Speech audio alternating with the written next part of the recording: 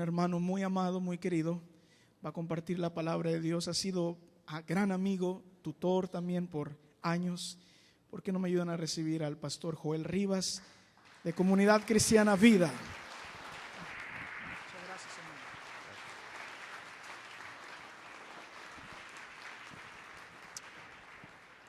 Muchas gracias, hermano. Muchas gracias, hermano Salomón. Si encuentra a alguien tan guapo como usted, salúdelo.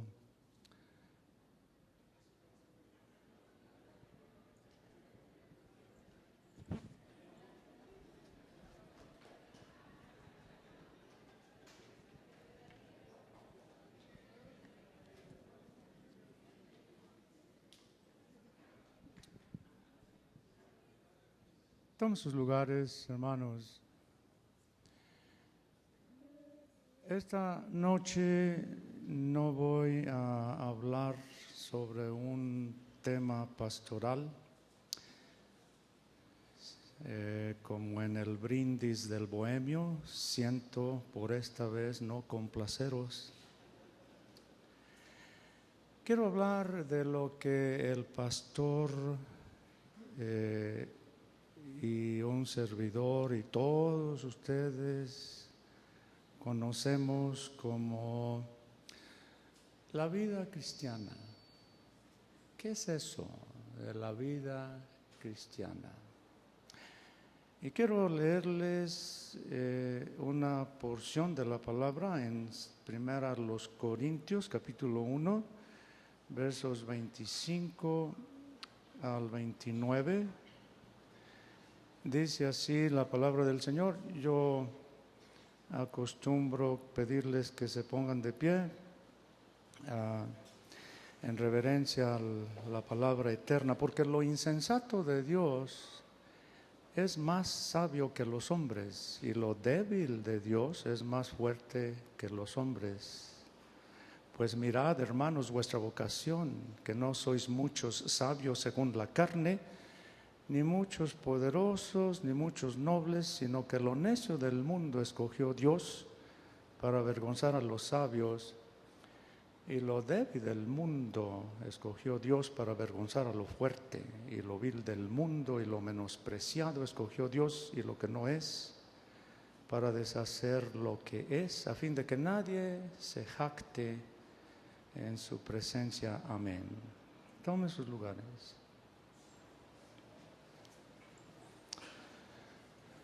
A través de los años yo he tomado nota de algunos anuncios que he visto en carreteras o a la entrada de las ciudades, en algunos de mis viajes en algunos países. Por ejemplo, dice usted en la puerta de una tienda de abarrotes, vi un anuncio que dice: empuje, no entre. El amigo de un pastor vio un anuncio en el estado de Virginia Occidental que decía: se venden gatitos gratis. Y allá en un suburbio de Dallas, un pueblito que se llama Mesquite, Texas, yo vi un anuncio afuera de un negocio que decía, un negocio de antigüedades, y decía allá afuera: se ven antigüedades mientras usted espera. Nosotros los humanos somos peculiares. Hacemos cosas inexplicables. De veras, hermanos, somos una raza rara, llena de desbarajustes y de tropiezos. Sin embargo, escuche, así tan raros como somos nosotros, está en nuestra fibra y en nuestro ser mezclada la belleza, está entretejida la belleza. Hay una gloria, hay una dignidad, hay una gracia que parece que sale como burbujas dentro de nuestras almas. Lo que pasa es esto, que nosotros nos damos cuenta, podemos decir que no somos de aquí, que estamos aquí, pero que no pertenecemos aquí. Este es un panorama del cristianismo que usted y yo profesamos. Hay algo aquí, hermanos amados, que nos dice que somos o fuimos hechos para algo más que esto. Algo más. Nosotros somos polvo y huesos, somos sangre y sueños, somos espíritus cubiertos de piel con almas hambrientas, somos Hitler y Gandhi, somos Judas Iscariote y Juan el Amado. Somos enfermeras o enfermeros y terroristas. Somos enamorados y mentirosos. Somos terroristas suicidas y también somos niños jugando. Qué interesante. Esto es lo que el pastor predica. Esto es lo que el pastor Saúl seguirá predicando desde aquí hasta la eternidad. Chesterton, un gran pensador bíblico, nos llama a nosotros dioses quebrados. Pascal, un pensador francés, nos llama príncipes caídos. Y los filósofos, hermanos amados, por mucho tiempo se han preguntado cómo es que cabemos aquí en este mundo. Una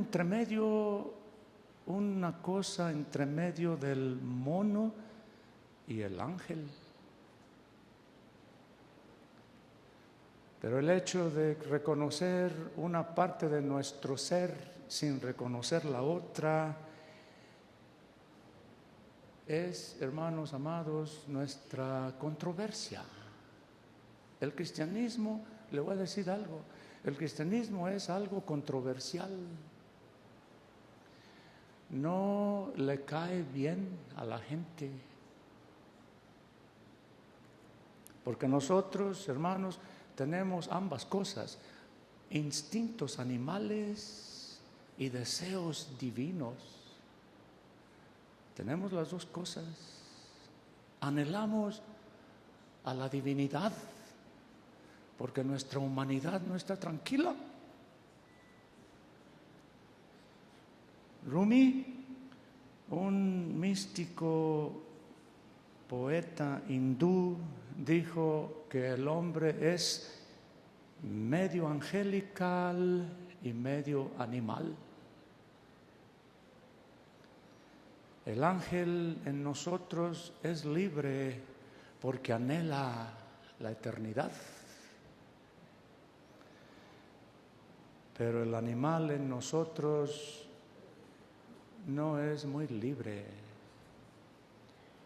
Nos sentimos atrapados entre el mono y el ángel. Esto es lo que se llama cristianismo. Escuche, alguien ha dicho que nosotros somos, cada uno de nosotros somos la Cenicienta en el momento en que suenan las 12 de la noche. medio vestidos en cenizas y harapos, medio vestidos con una túnica real, listos para ir a encontrarnos con el príncipe. Esto es parte de lo que se llama cristianismo. Qué interesante. Nosotros somos de acá, de abajo, pero también somos de arriba. Hay algo en nosotros que es bestial, pero también celestial. Somos hijos de la tierra y somos linaje de las estrellas. Somos una raza, hermanos amados, capaces de ambas cosas, el martirio y el homicidio, la poesía y el abuso, la adoración y el aborto. Eso es lo que somos. ¿Y sabe qué? El cristianismo nos explica ambas cosas, nos explica estas cosas. Job, en el capítulo 33 de su libro, en el verso 4, dice: el Espíritu de Dios me hizo y el soplo del Omnipotente me dio vida. Así que entonces, usted y yo, hermano, somos hijos de Dios, que una vez Él nos sopló para que pudiéramos vivir. Pero a la misma vez somos rebeldes, expulsados del jardín. Le voy a decir una cosa: todos nosotros hemos escuchado la voz de la serpiente. Sin embargo, a la misma vez somos hijos del Padre. Qué interesante. Escuchamos a la serpiente, pero también somos hijos del Padre que nos ama tanto.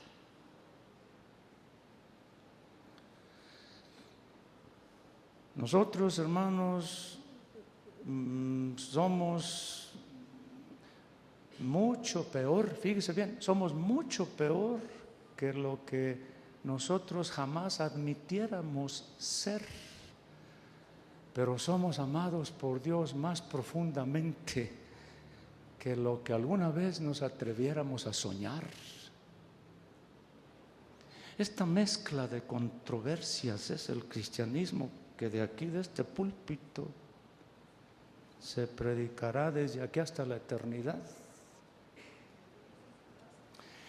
Donde quiera que usted mire, hermano amado, donde quiera que usted voltee, en el cristianismo usted ve misterio sobre misterio.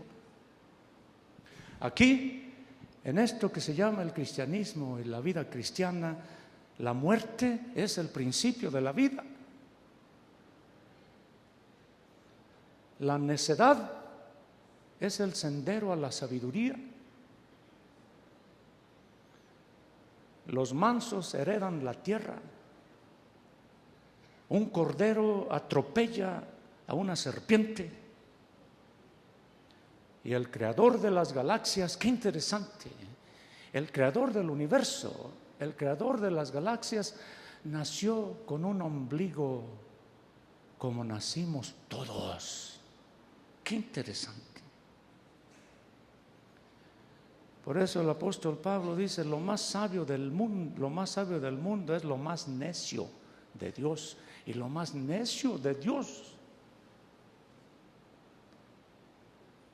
Qué interesante. Escuche, hermano amado, el fundamento de nuestra fe es una paradoja, es decir, dos puntos en controversia. No es sentido común. A veces no es sentido común, porque esta historia del cristianismo, lo que usted y yo hemos abrazado como fe. y lo que de este púlpito se predicará para siempre, quiero que usted sepa que esta historia del cristianismo son como dos casilleros en un librero. Pone usted un casillero aquí y al final de la hilera de libros pone otro. El cristianismo es el casillero de las edades. Y quiero que usted sepa, hermano amado, que un día feliz, de acuerdo a esto que se llama cristianismo, un día feliz. El jardín con la serpiente, esa serpiente que infectó o que llenó de infección a toda la humanidad, un día ese jardín será transformado en un lugar donde la paloma reinará para siempre.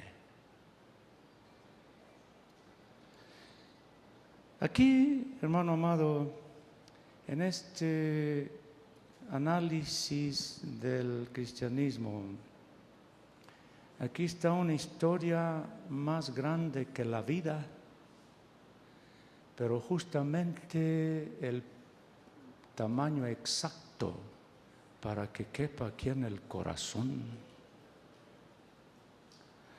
Hay una cosa que yo he estado analizando y es la siguiente. En el mundo así estremecedor del cristianismo, en ese mundo aquellos que se piensan sabios son en realidad necios disfrazados. Nada más considere usted lo que dice el proverbista en el capítulo 26, verso 5. No seas sabio en tu propia opinión.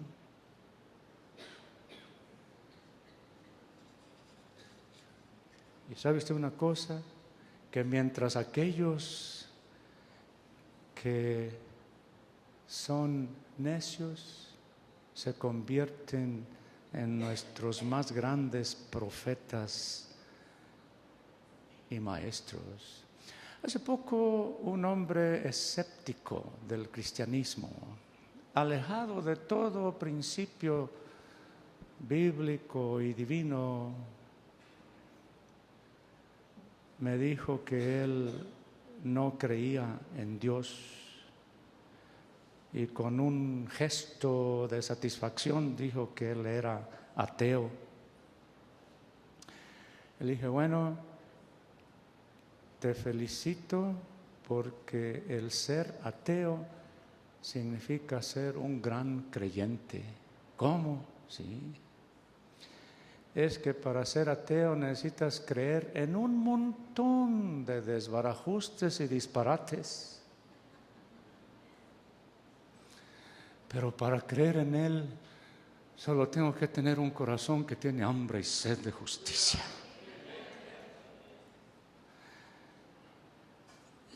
Esto es lo que pasa.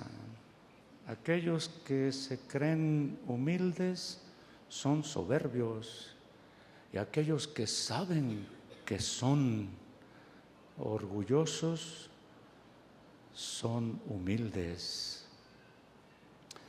El salmista dice que Jehová hace a un lado a los soberbios, pero exalta a los humildes. Jesús de Nazaret, el que se humilla será ensalzado y el que se ensalza será humillado. ¿Qué verdades tan fuertes son estas? Aquí, hermano amado, fíjese una cosa. Aquí en el cristianismo, en lo que usted y yo conocemos como el cristianismo, que se va a predicar desde este púlpito para siempre,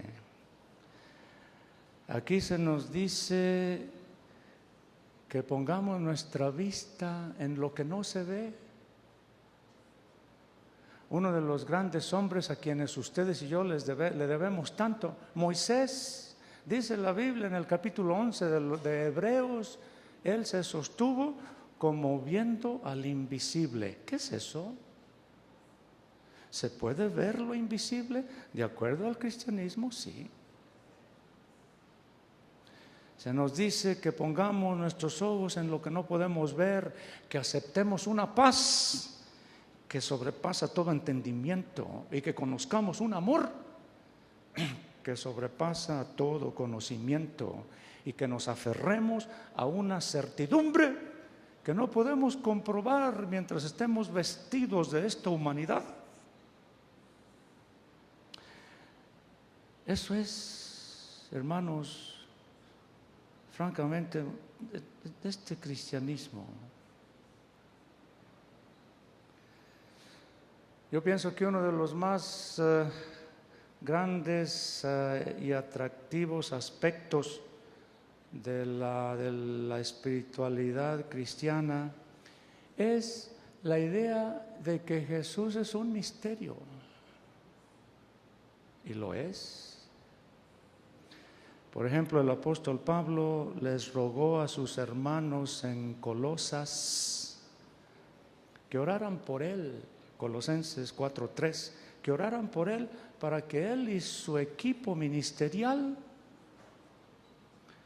tuvieran más oportunidades para proclamar el misterio de Cristo, el misterio de Cristo. No hay muchos pastores que hablan así en la actualidad. En lugar de proclamar el misterio de Cristo, nos encargamos de explicar la verdad acerca de Dios. Pero oiga, ¿ha tratado usted de explicar a Dios? ¿Ha tratado usted de explicar lo inexplicable? Yo ya les he dicho aquí que yo no entiendo a Dios a veces. Yo no lo entiendo. A mí me encantaría una vez tenerlo frente a mí, tomarle por los hombros y sacudirlo y decirle: oye Dios, ¿qué te pasa? ¿Qué es esto? A veces, en lugar de predicar el misterio de Cristo, tratamos de explicar lo inexplicable. ¿Y sabe qué, hermano amado? Fíjese bien, en lugar de compartir las paradojas del cristianismo con nuestros vecinos neopaganos, estamos muy ocupados tratando de hacer aparecer a Jesús como alguien razonable, sensible, práctico. Pero tengo noticias: Jesús no es práctico, es radical, es paradójico, es lleno de gloria. ¿Y quién puede explicar en palabras humanas la gloria de lo divino? Y todo esto que le estoy diciendo, hermano amado, escúcheme, todo esto que le estoy diciendo es una de las razones por las cuales el cristianismo se me hace tan atractivo. Intrigante, sí, pero atractivo mucho más. Desconcertante, sí, pero atractivo para siempre. ¿Sabe por qué? Le voy a decir una cosa. Fíjese bien que un Dios como un pequeño juguetito fácil de desbaratarse y de escribirse, ¿no sería interesante? Yo no quiero un Dios que pueda simplemente descifrarlo.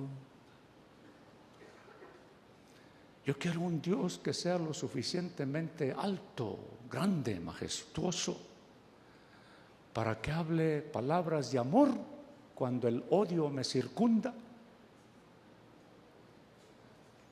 Para que me diga que yo tengo un destino más allá de esta tierra. Esa es la clase de Dios que yo quiero.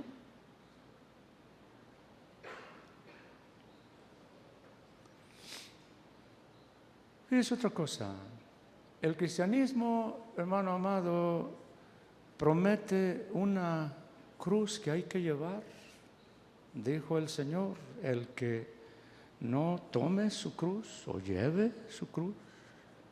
Qué interesante. El cristianismo promete una cruz que hay que llevar, pero también nos ofrece un Dios que quiere llevar nuestras cargas. El Salmo 55, 22 dice: echa sobre Jehová tu carga y Él te sustentará. Esto es lo que me encanta de esto que se llama cristianismo, lleno de misterios, de intrigas, pero lleno de gloria. El cristianismo, hermano amado, promete consolación de parte de Dios y persecución de parte del mundo. El Señor Jesucristo dijo a sus discípulos amados en un momento íntimo con su colegio apostólico, les dijo: en el mundo van a tener tribulación, pero tengan confianza, yo lo he vencido. El cristianismo, hermano, nos ofrece eso: consolación de Dios, de parte de Dios, y persecución de parte del mundo. Nos ofrece amor, pero también nos dice que el mundo no nos va a querer. El apóstol Juan dijo: por eso el mundo no nos conoce.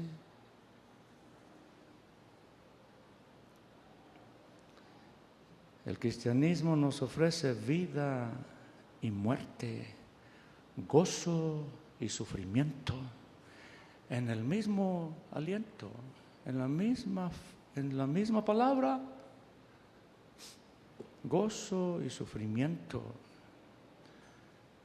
Así también nos ofrece una extraña clase de libertad que más bien se parece a una esclavitud con Dios.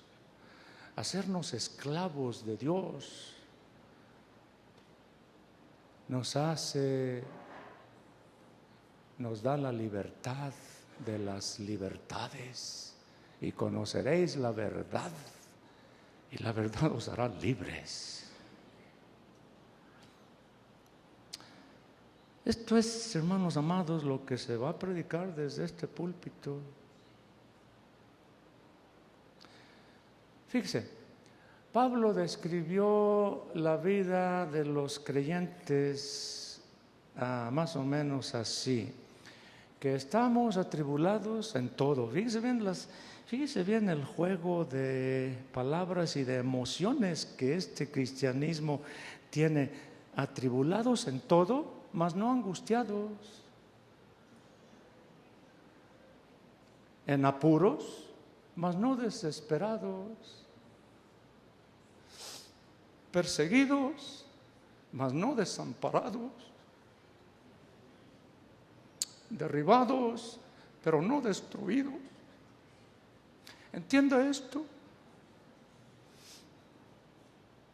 Llevando en el cuerpo siempre, por todas partes, la muerte de Jesús, para que también la vida de Jesús se manifieste en nuestra carne mortal. 2 Corintios 4, 8 al 10. Yo leo cosas así como esta, hermano, que le acabo de mencionar, y luego digo: ajá, ¿de veras? ¿Cómo es eso de atribulados en todo, mas no angustiados? ¿Qué es eso de derribados pero no destruidos? Hermanos, eso se llama cristianismo. Me pregunto, ¿cómo funciona todo esto? Pero luego el apóstol Pablo, escuche, unas hojas, unos capítulos, unos versos más adelante, me encanta lo que dice: por honra y por deshonra, por mala fama y por buena fama, como engañadores pero veraces, como desconocidos pero bien conocidos, como moribundos, mas he aquí vivimos, como castigados, mas no muertos, como entristecidos, mas siempre gozosos, como pobres, mas enriqueciendo a muchos, como no teniendo nada, mas poseyéndolo todo. Oh, ¿qué es esto? ¿Qué clase de filosofía es esta que juega con nuestras perspectivas emocionales así? Como pobres, mas enriqueciendo a muchos, así es. Como no teniendo nada, mas poseyéndolo todo, así es. Esto se llama cristianismo. Y cuando se trata, fíjese bien, cuando se trata de los asuntos espinosos, controversiales, del mal alrededor nuestro, del dolor y del sufrimiento del humano, Dios no nos dice simplemente que aguantemos estas cosas o que nos las arreglemos con ellas como podamos.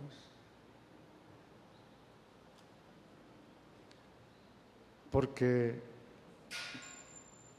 pues eso tendría mucho sentido. Arréglense con el mal y el dolor y el sufrimiento, pues aguántense. Eso tendría mucho sentido. Pero ¿sabe qué? Fíjese bien, en lugar de eso, a los creyentes se les manda que se deleiten en sus debilidades. Joel 3:10, diga el débil, fuerte soy. Se nos dice que confiemos en Dios a través de nuestro dolor y que luego abracemos el sufrimiento como la forma más íntima de identificarnos con la muerte de Jesús.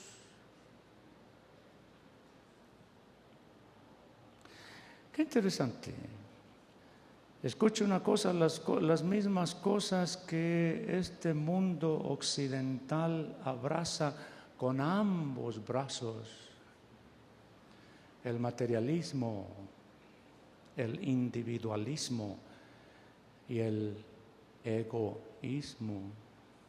Son exactamente las cosas opuestas al cristianismo bíblico, en donde se nos dice que usted no puede servir a ambos, a Dios y a las riquezas. La avaricia, según este libro, este cristianismo, la avaricia es lo mismo que idolatría. El egoísmo es el sendero, hermanos, a la destrucción. No es el sendero a la luz. Yo cuando era niño tenía mucho miedo de la oscuridad. Me aterraba la oscuridad. No podía vérmelas bien con la oscuridad. Y sentía miedo. Y eso se puede entender en el aspecto infantil de la vida. Que un niño tenga miedo de la oscuridad es normal, pero que un adulto tenga miedo de la luz, eso no se puede entender. Qué curioso, el hombre moderno tiene miedo de la luz, tiene miedo de Dios.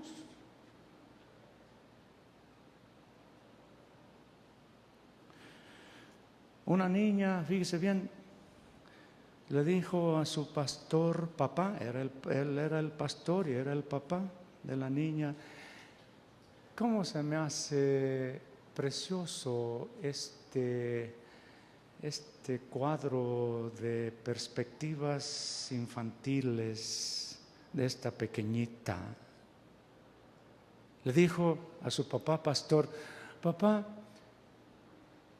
casi no me puedo aguantar, casi no puedo esperar hasta a morirme, casi no me puedo esperar, porque entonces voy a estar con Jesús y voy a tener una casa en el árbol, pero una casa gigante allá en el árbol.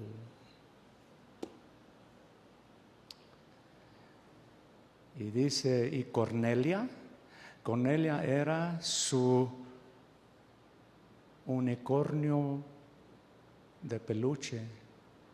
Tenía un unicornio hecho de peluche, le llamó Cornelia, la niña, te llamas Cornelia. Y digo, ¿sabes qué, papá? Allá Cornelia se hará real. Ya no será de peluche, será real. Y ella va a poder hablar. ¿Y sabes qué, papá? Pues de vez en cuando te voy a dejar que vengas a visitarnos. Qué bonita. Qué preciosa es, hermanos amados, la expectativa de lo intrigante, de lo que a veces no entendemos y de lo que se predicará desde este púlpito.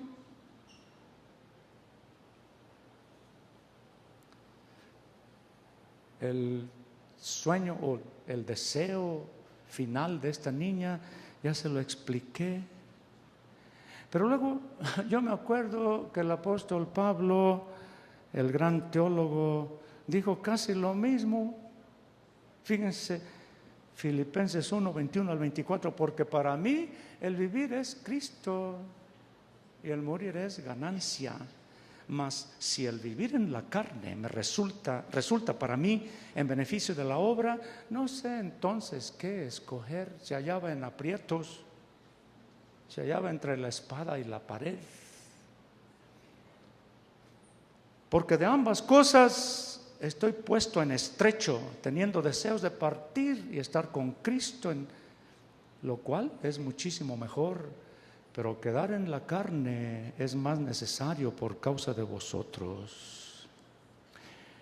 Ya voy a terminar. Nada más quiero que usted se dé cuenta de que usted y yo, aquí, en este pedacito del universo, usted y yo estamos participando o conocemos aquí lo que se llama el misterio del cristianismo.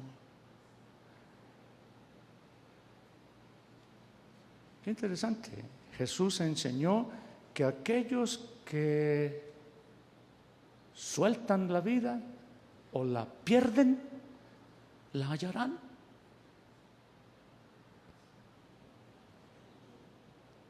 Mientras que aquellos que quieren guardarla, la pierden.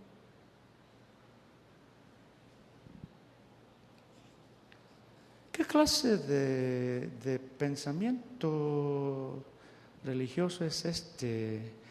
Que en cada vuelta de la esquina se encuentra usted con un misterio tras otro. Mientras más pienso en estas cosas y más exploro las realidades de lo que yo he vivido desde que nací, más me siento, hermano, como un niño que le da unos jalones al borde del misterio de los misterios. Pero ¿sabe qué? en lugar de ver que mi fe no encuentra la simple respuesta a todas mis intrigas, yo veo que mi fe se hace más fuerte y más íntima.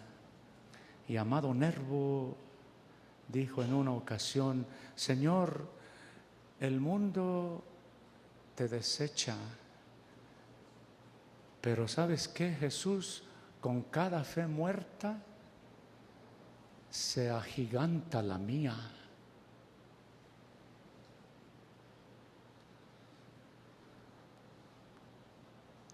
De vez en cuando un escéptico del cristianismo apuntará estas paradojas como una forma de tratar de atacar los fundamentos de nuestra fe. Pero ¿sabe qué? Nosotros somos los primeros en admitir que Dios no es muy fácil de explicarse, que lo que nosotros creemos como cristianismo no es muy fácil de descifrarse. Pero ¿sabe qué? De todas las cosas que nos suceden a usted y a mí de este lado de las estrellas, el cristianismo es, hermanos amados, la gloria del vivir. Es lo que dijo Pablo, porque para mí el vivir es Cristo y el morir es ganancia.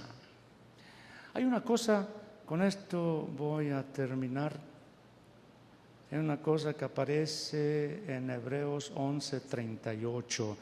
Los cristianos de aquellos tiempos, nuestros hermanos amados del pasado, con quienes ustedes y yo estamos enlazados a través de sangre y de adopción del misterio de la salvación.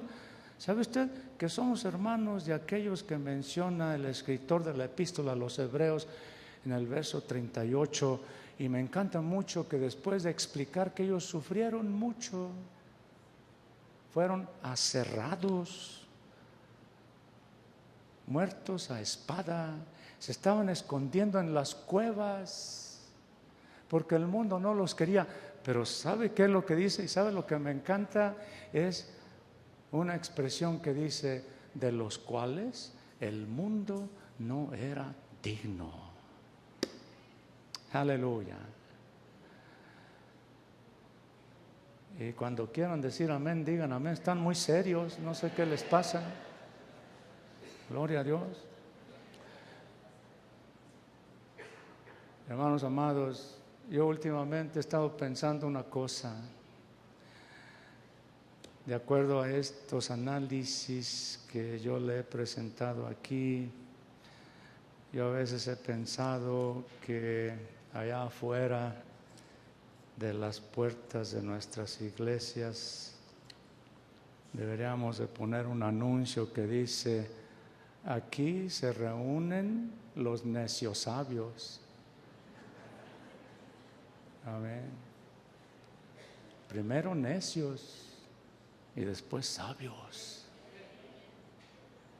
Pero cuando usted admite su necedad, empieza el camino hacia la sabiduría. Que Dios le bendiga y que Dios le guarde.